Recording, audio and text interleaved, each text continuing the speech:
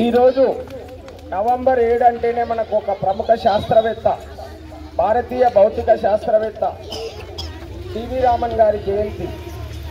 జిల్లా పరిషత్ ఉన్నత పాఠశాల మరియు ప్రాథమిక పాఠశాల గౌరవ గజిటెడ్ ప్రధానోపాధ్యాయులు శ్రీ కె గణేష్ కుమార్ సార్ గారు, అట్లాగే ఎల్ఎఫ్ఎల్ ప్రాథమిక పాఠశాల ప్రధానోపాధ్యాయులు అన్న చంద్రశేఖర్ సార్ గారు, 2 పాఠశాల ఉపాధ్యాయులు, అంగన్వాడీ సిబ్బంది అందరికీ స్వాగతం పలుకుతూ ఈరోజు ప్రముఖ భారతీయ భౌతిక శాస్త్రవేత్త, నోబెల్ బహుమతి గ్రహీత, భారతరత్న అవార్డు గ్రహీత సర్ సివి రామన్.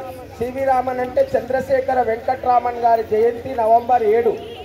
ఆయన 1888లో తమిళనాడులోని తిరుచురాపల్లికి దగ్గరలో గల అయ్యన్పేటాయ్ అనే గ్రామంలో జన్మించారు. చంద్రశేఖర్ అయ్యర్ గారు పార్వతి అమ్మాల్ అనే పుణ్య దంపతులకు జన్మించారు. తమిళంలో అయ్యర్ అమ్మాల్ అంటారు. వాళ్ళు తమిళ్ బ్రాహ్మిన్స్. వాళ్ళ నాన్నగారు భౌతిక శాస్త్ర ఆచార్యులు విశాఖపట్నంలో పనిచేస్తున్నప్పుడు సివి రామన్ గారు అక్కడ ప్రాథమిక విద్య అభ్యసించి తర్వాత తమిళనాడులో మెట్రికులేషన్ భౌతిక శాస్త్రంలో గోల్డ్ మెడల్ సాధించాడు. తర్వాత మద్రాసులో పీజీలో భౌతిక శాస్త్రంలో యూనివర్సిటీకి మొదటి స్థానం పొందాడు. ఆయన ఆ రోజుల్లో చదువుతున్న క్రమంలో కాంతిపై పరిశోధన చేశాడు. తర్వాత ఆయన ఐసీఎస్ పాస్ అయ్యి డిప్యూటీ అకౌంట్ జనరల్గా ఉండి తర్వాత ప్రయోగాల మీద ఆసక్తితో, భౌతిక శాస్త్రం మీద ఆసక్తితో వాళ్ళ అమ్మ సంగీత వీణ వాయిస్తుంటే శబ్దాలపై కూడా పరిశోధన చేశాడు, సరిగమలపై. అది ఎవరో అవమానిస్తే ఈ శబ్దాల పరిశోధన కన్నా కాంతిపై పరిశోధన చేయమంటే అతడు ఇంగ్లాండ్ ప్రయాణిస్తూ సముద్రంలో ఈ సముద్రం నీలిరంగు ఉండడానికి ఆకాశం నీలిరంగు ప్రతిఫలించడం అనేది ఒక ఊహ ఉండేది. అది కాదు, కాంతి కిరణాలు సముద్రంలో పరిక్షేపణం చెందడం వల్ల సముద్రం నీలిరంగుగా మారింది విద్యార్ అంటారు. అంటే ఘన ద్రవ వాయు పదార్థాల గుండా కాంతి కిరణాలు ప్రవేశిస్తే రూపం మారుతుంది, రంగులు మారుతుంది.